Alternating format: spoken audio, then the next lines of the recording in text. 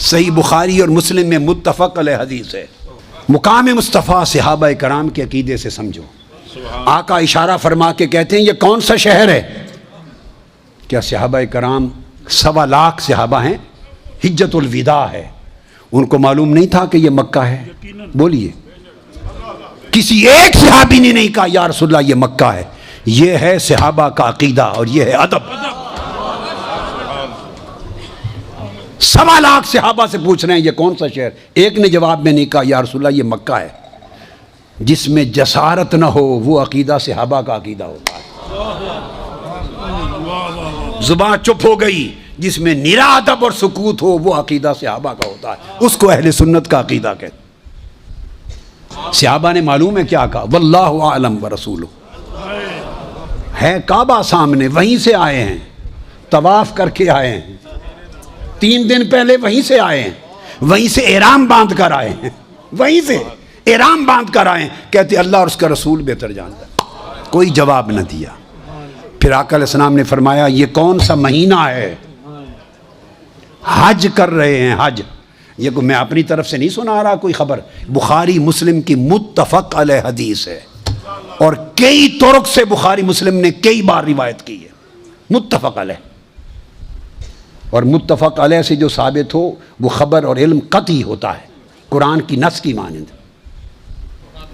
پھر پوچھتے ہیں آقا علیہ السلام یہ کون سا مہینہ ہے؟ بھئی احرام باندھ کے کھڑے ہیں، مینا میں عرفات سے آئے ہیں، مینا میں حج ہو رہا ہے، تو نہیں معلوم کہ یا رسول اللہ یہ حجت الوداع ہے؟ کسی ایک صحابی نے نہیں کیا آقا یہ حجت الوداع ہے۔ واللہ ورسولہ عالم، اللہ اور اللہ کا رسول ہی بہتر جانتے۔ ایسے ہاتھ جوڑ دیا آقا حضور آپ ہی بہتر جانتے، آپ ہی بہتر جانتے۔ عقیدہ صحابہ کے عمل سے لو۔ پھر آقا علیہ السلام فرماتے ہیں آج کون سا دن ہے؟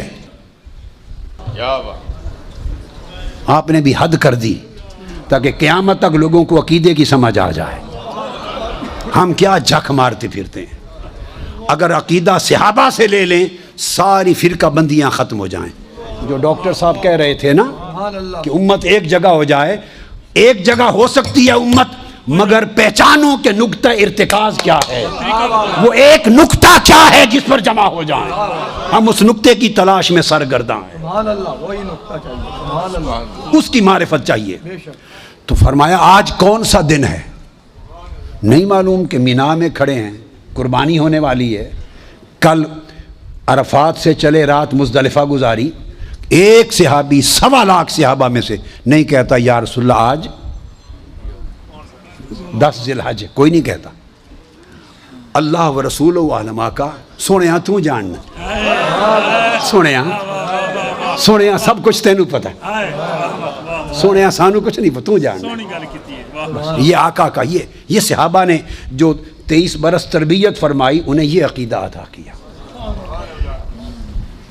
یہ بات ہو گئی۔ اب اس کے بعد یہی حدیث متفق علیہ دوسری روایت پہ کسی نے ان سے پوچھا، یہ بخاری اور مسلم کی یہ بھی متفق علیہ، کسی نے پوچھا کہ تمہیں پتا تھا کہ یہ مکہ ہے؟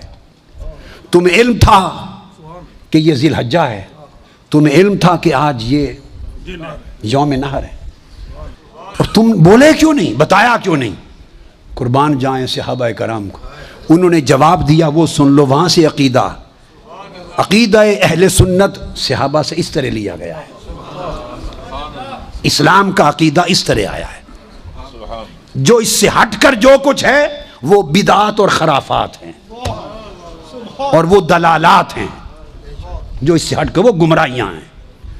تو پوچھا آپ نے پتا تھا، کیوں جواب نہیں دیا؟ صحابہ کرام کہنے لگے خدا کی قسم پتا تھا یہ مکہ ہے، بولے اس لیے نہیں کہ معلوم نہیں تھا کہ یار کا منشا کیا ہے، معلوم نہیں تھا حضور کا منشا کیا ہے۔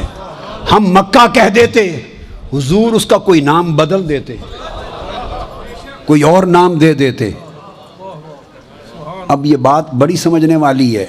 صحابہ جب یہ کہہ رہے ہیں، یہ بڑا خاص نقطہ علماء کرام کے لیے اور مدرسین کے لیے، جب صحابہ کرام بخاری مسلم میں روایت کے مطابق متفق علیہ جب کہہ رہے ہیں کہ ہم بتا دیتے حضور نام بدل دیتے، تو وہی ہو جاتا جو فرما دیتے۔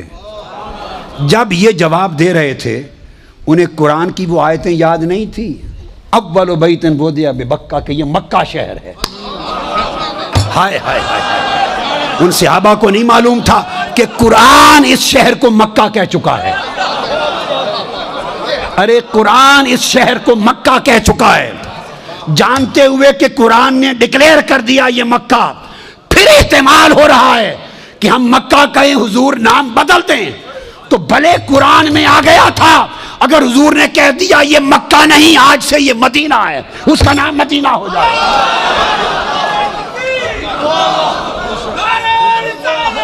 پوچھا تمہیں معلوم تھا؟